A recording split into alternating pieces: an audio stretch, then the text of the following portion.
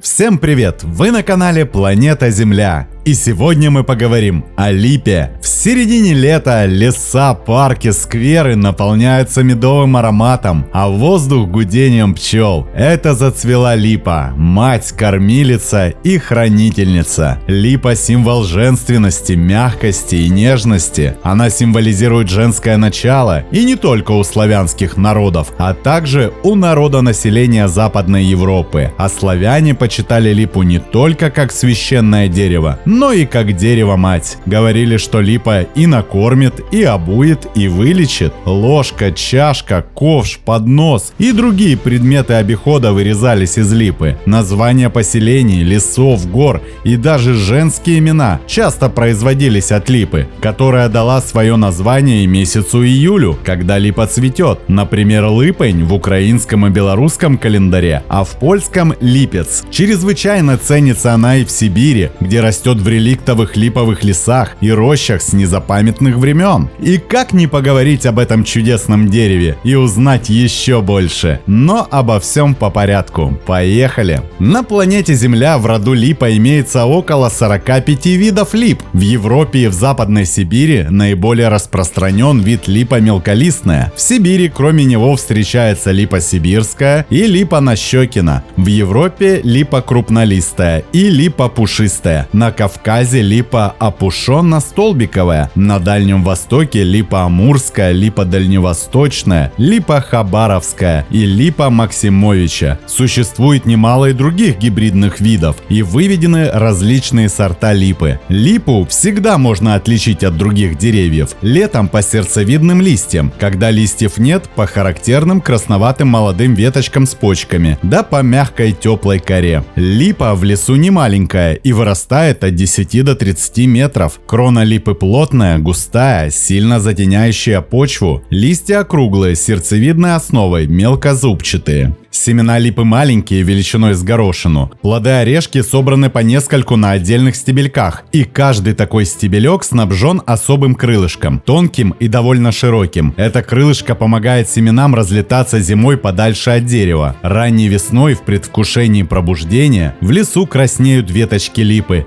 и набухают почки. Молодые листья добавляют весенних красок в еще прозрачный лес. Но цветов липы весной не увидишь. А липа особенно хороша во время цветения, когда дерево сверху донизу покрыто душистыми цветами. Цветет липа в июне-июле. Цветы липы нежно-желтые, душистые, с медовым ароматом, собраны в соцветия. Цветение продолжается от 10 до 15 дней. В то время, когда цветет липа, в воздухе струится удивительно тонкий нежный медовый аромат, который ощущается далеко за пределами липовых садов и парков. Зацветает липа в естественных условиях на 20-м году жизни, а в насаждениях только после 30 лет. Липа не молода краснодевица, как береза, а зрелая мудрая женщина-мать, потому и цветет уже летом, наполняя леса и округу сладостным ароматом. Летом в жару в тенистом липовом парке царит приятная прохлада. А в начале осени в зелени липы появляются словно солнечные лучи. Это отдельные ветви надевают золотой наряд, пока все дерево не оденется золотистой желтой листвой. В солнечные дни ее желтые кроны выглядят особенно нарядно на фоне синего неба. И даже поздней осенью в липовом парке очень красиво. Земля устлана ковром опавшей листвы, и на этом фоне особенно резко выделяются черные колонны стволов, стоящие на фундаменте из крепких корней. У липы мощная корневая система с хорошо развитым стержневым корнем и далеко расходящимися боковыми корнями, с чего связана ее высокая ветроустойчивость. Для лип характерна исключительная теневыносливость, но цветут и плодоносят они только на полном свету. Требовательны к почвенным условиям, не выносят засоления, кислых и сухих почв. Большинство видов этого рода – образователи широколиственных лесов, умеренных широт северного полушария. В лесах липа способствует улучшению почвы, предотвращает ее зарастание травянистой растительностью, обитая вместе с дубом, служит для него хорошей соседкой, затеняя с боковых сторон. Липа мелколистная – самая морозостойкая из так называемых широколиственных пород. Она дальше всех проникает на север, выше поднимается в горы и оказалась единственной представительницей широколиственных пород в суровых условиях Западной Сибири. Очень теневынослива и может расти даже под густым и тенистым тенистым пологам елей и пихт. Когда же холодные ветра снимут с леса последнее одеяние, и он затаится где-то в своей глубине под грубой корой, семена липы все еще висят орешками, раскачиваясь на длинных ножках. Зимой липа стоит величественно в снежном одеянии, и в это время липовыми семенами питается целая армия мелких птиц, чечеток, снегирей, чижей и многих других, а также грызунов, мышей и полевок. А пока полевки с птицами наслаждаются липовыми орешками, мы окунемся в историю липы. В дохристианских сказаниях славянских народов липа олицетворялась языческой богиней весны Ладой, покровительницей брака и семейных уз. Во многих произведениях фольклора мягкая липа противопоставляется твердому дубу. В природе они часто соседствуют друг с другом. Не случайно бытовало обычай выбирать липовую жерть для подвешивания колыбельки девочки и дубовую жерть для люльки мальчика. Отсюда истоки русской поговорки: девушки липовые, а парни дубовые. Девушка на выдании привораживала суженого, связывая вместе ветви молодого дуба и липы, а парень объявлял о выборе невесты, высаживая липку у ее дома. В тотемных верованиях прибалтов липа являлась символом женского начала с ее мягкостью, красотой и нежностью, воплощением доброты и щедрости. У народностей Западной Европы почиталась и возвеличивалась как хранительница рода и домашнего очага. По христианскому верованию под кроной этого благословенного Богом растения находила приют Богородица, поэтому чудотворные иконы чаще проявляются именно на его древесине, а молния никогда не поражает липовое дерево.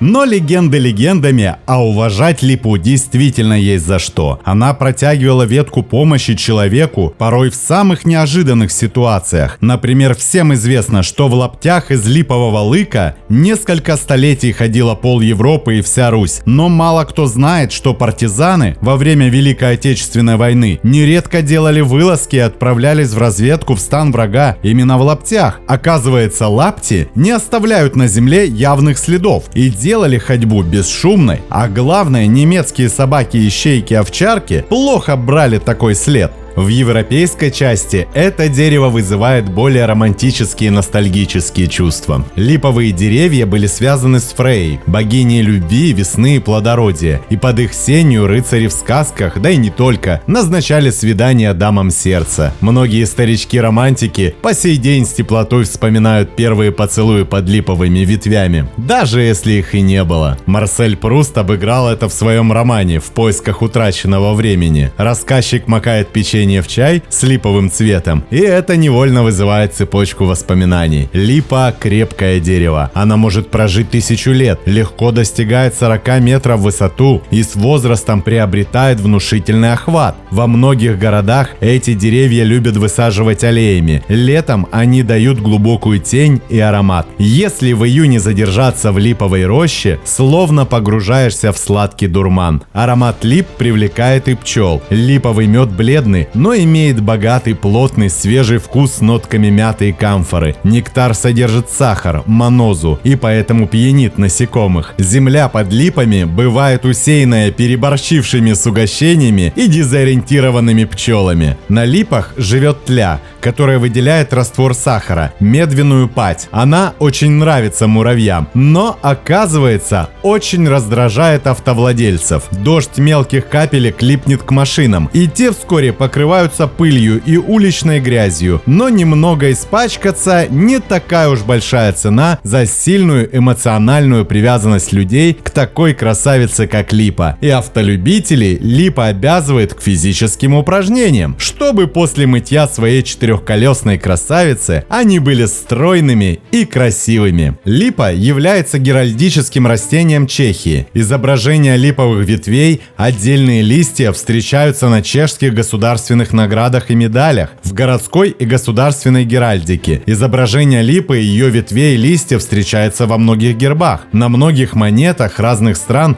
чеканили изображение дерева или листьев липы, а хорваты пошли еще дальше, и у них разменная монета так и называется – липа, и листья и плоды также отчеканены на аверсе монет. В регионах России и стран СНГ издавна бытуют местные названия липы с прямым обозначением ее применения в хозяйстве. Медовое дерево – дерево-медонос, лутошка – молодая липа, у которой сняли кору для получения лыка. Из него крестьяне изготавливали разносезонную обувь и лапти. Можно сказать, что когда-то липа обувала все крестьянское население. Лубняк – липы старшего возраста, кора которых использовалась для выделки луба. Он применялся в качестве кровельного материала. Из него делали короба и емкости под сыпучие продукты. Мочальник или лычник – заросли липы, которую использовали для разных хозяйственных нужд. Да и не только славяне. Врачи еще Древней Греции и Рима использовали липовый цвет для лечения самых разнообразных заболеваний, а его сок для улучшения роста волос. Цветы липы применяют при кашле, насморке, бронхите, при заболеваниях почек и мочевого пузыря. Также применяли в качестве патагонного и жаропонижающего средства при ангине, бронхите, простудных заболеваниях, как успокаивающее средство при повышенной нервной возбудимости. Экстракт из соцветий липы также применяется при легких нарушениях пищеварения и обменных процессов. Но не злоупотребляйте. Также липовый цвет – популярное дезинфицирующее средство, применяемое при воспалении полости рта и горла. Отвар листьев липы употребляют при резях в желудке. Семена липы очень питательны, и их употребляют так же, как и орехи лещины или грецкие орехи. Из них получают масло, по качеству близкое к оливковому, а по вкусу напоминающее миндальное. Свежие листья липы используют для приготовления салатов, а высушенные добавляют в тесто. Липовый цвет также используют вместо чая для заварки с другими лекарственными растениями или вместе с чаем. Люди давно стали использовать липовую кору в хозяйственных целях. Из нее плели корзины, лукошки и другие изделия. Ну и, конечно же, липа считается прекрасным медоносным растением. Ее мед называется липец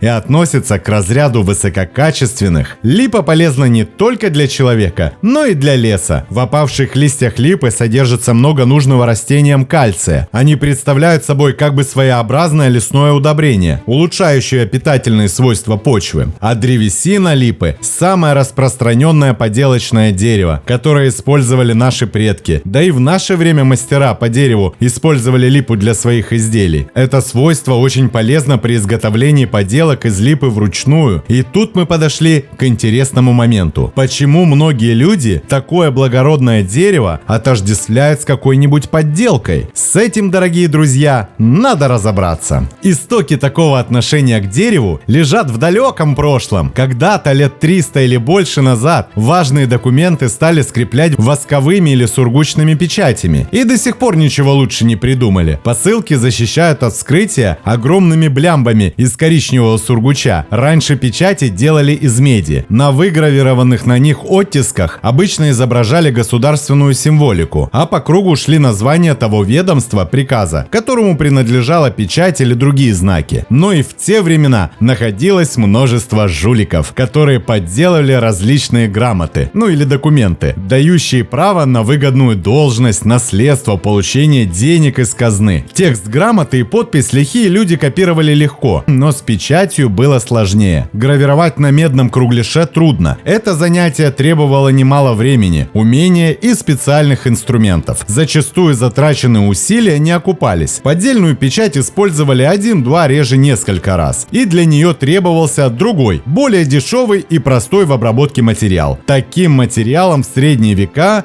было только дерево. Причем не любое. Скажем, древесина сосны или дуба имеет волокна, и вдоль них она режется легко, а поперек трудно. Да и текстура дерева видна. Поэтому, например, правильную окружность, которая всегда присутствует на печатях, на этих материалах получить очень сложно. Зато липа, как мы уже выяснили, идеально подходит для обработки ножом и стамесками. Древесина липы достаточно однородная и очень мягкая. Вот и стали жулики без особого труда резать из липы фальшивые печати, почти неотличимые от подлинных. Но отличия все-таки были. Срез на деревяшке выглядит совсем не так, как на металле. И профи, внимательно разглядев оттиск на сургуче поданной ему грамоты, говорил: братец, а печать-то у тебя липовая. И незадачливый жулик отправлялся в кутузку. Прошли сотни лет, появились совсем другие материалы для печати, новые технологии их изготовления, вплоть до компьютерных. Старинный смысл слова липа забылся, но обманщики не перевелись. Поэтому до сих пор пор мы частенько поминаем это симпатичное, незаслуженно обиженное дерево. Еще липа – одна из рекордсменок среди лиственных деревьев по количеству выделяемых в окружающую среду фитонцидов. В старину ослабленных болезнями выносили в липовую рощу или под большое дерево. Кстати, именно поэтому богачи и приближали липу к своим хоромам. Прогуливаясь под сенью аллеи, они принимали лечебные воздушные ванны, благотворные для хрупкого аристократического здоровья. А в наше время мы всегда можем увидеть липу в городском парке или сквере, или за окном, и жарким июльским летом насладиться неповторимым запахом этого прекрасного растения. Смотрим, слушаем, записываем, подписываемся. Не забываем ставить лайки и делиться этим видео с друзьями. Это очень помогает продвижению. С вами был канал Планета Земля.